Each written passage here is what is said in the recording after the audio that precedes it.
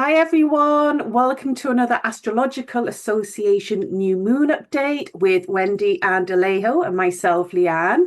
So we have another new moon coming up on the 21st of October. It might differ slightly depending on your location in the world, but the new moon will be at 28 of Libra. So Wendy, what are your thoughts? Well, it's again going to be another interesting new moon. I just said I felt like eclipse season should have been over, but it's going to be another really interesting one with the new moon, the sun moon at the end of Libra.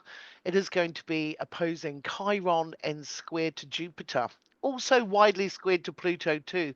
So we've got quite a bit of tension. It's a bit like a rubber band, but the good thing is that the square, the apex is that Jupiter in Cancer. So there is going to be, and of course, the ruler of the new moon is also Venus in Libra as well. So there is going to be an emphasis on getting things right and good treaties, things like that. It's a great time for agreements. So in your own life, contracts, that sort of thing. Again, you need to sort of, with that opposition with Chiron, make sure that things are in the right place. Every T is crossed and every I is dotted. But it is quite nice to, cozy on down. You're going to want to bunker down. It's a great time for food. It's a great time to cozy up, put the fire on, and make the most of, the lunation.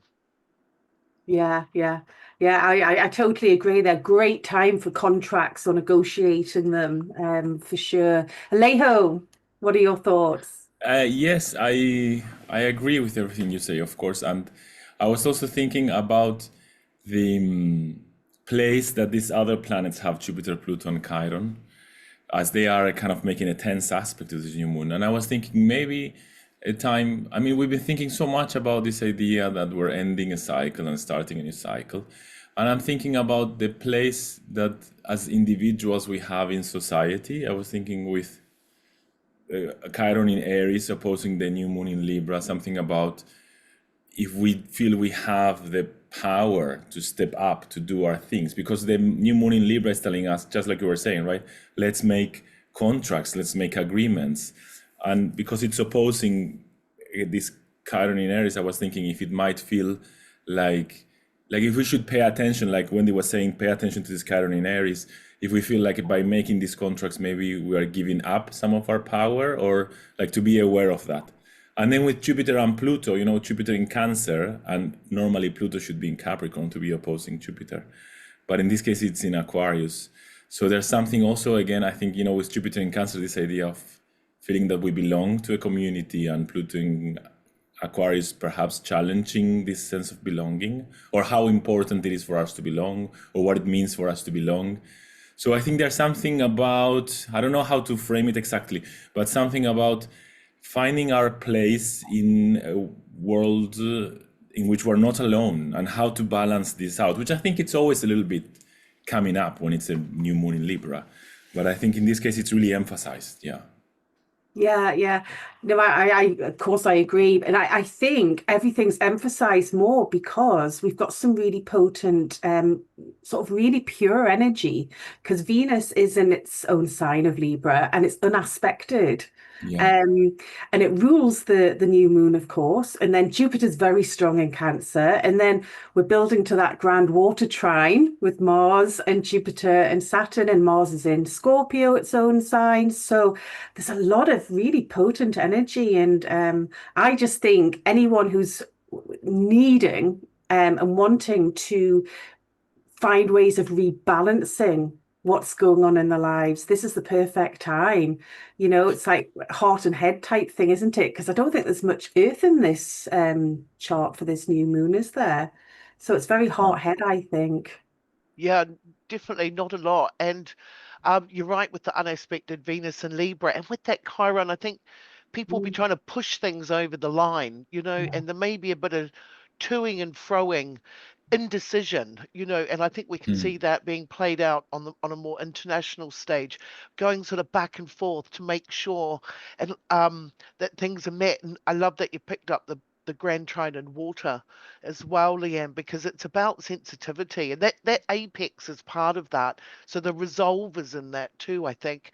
So it is about being sensitive. It's about being compassionate.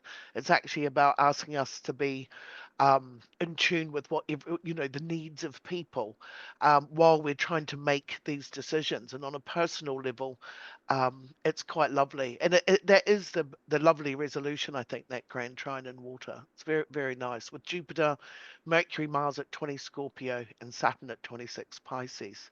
Yeah. Yeah. Yeah. What do Mm. you think, Alejo? Yeah, I think Wendy always speaks so beautiful. After her, I never know what to say. I think, yeah, this sense of sensitivity is quite, I agree with this. And I was left thinking about this unaspected Venus because I was checking for something else, and I think it's going to remain unaspected for quite a while. Mm. So, like, how to access our sense, of desire, our sense of pleasure, and this idea that we might find it through others. So, because it's Libra. So, it is like when Wendy was talking about this minor grand trine, this idea of bringing some kind of sensitivity to this quest. And I wonder how this Venus unaspected is going to be played out. This desire to meet the other, but finding it so hard to do it because it's unexpected, so it's not so easily accessible. And perhaps this strong feeling, there is this so much water, this feeling of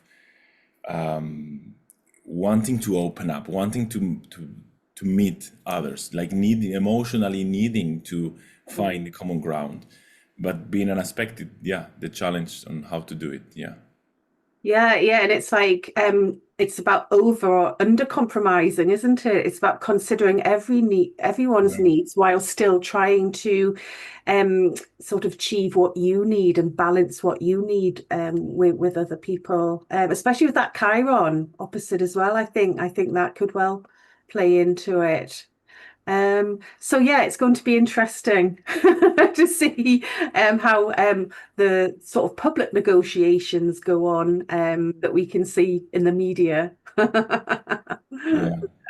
So any other thoughts or comments or Oh, I think I it's nice. I I think one thing one takeaway of this new moon is it may not be you may not be able to avoid the conflict with this new moon opposite Chiron and with the unaspected Venus in Libra.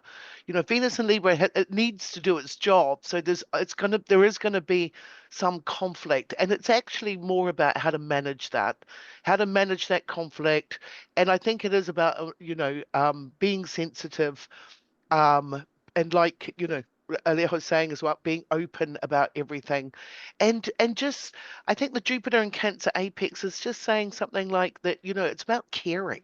It's actually about caring for everyone. So that's really my last takeaway. yeah, yeah. I've just had a sudden thought there as well, because obviously you've got Mercury and Mars and Scorpio, and Hmm. there's power in the words. Mm, So it's like when we're negotiating, it's like we need, again, that sensitivity because what we say can be very powerful.